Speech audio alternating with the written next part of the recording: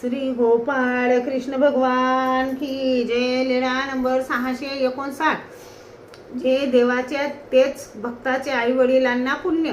सर्वज्ञांना सकाळचा पूजा वसर झाला. सर्वज्ञ आसनावर बसलेले होते. मग महादायसाने विचारले, जी जी भक्ताच्या व अनुसरलेल्या ज्ञानियाच्या माता पित्याला काही पुण्य होत असते जी?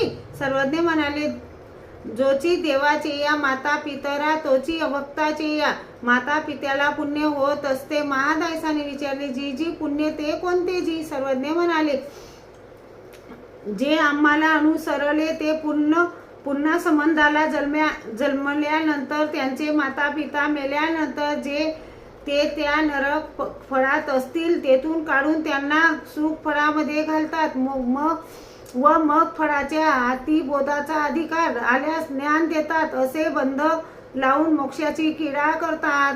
श्री गोपाळ कृष्ण भगवान की जय.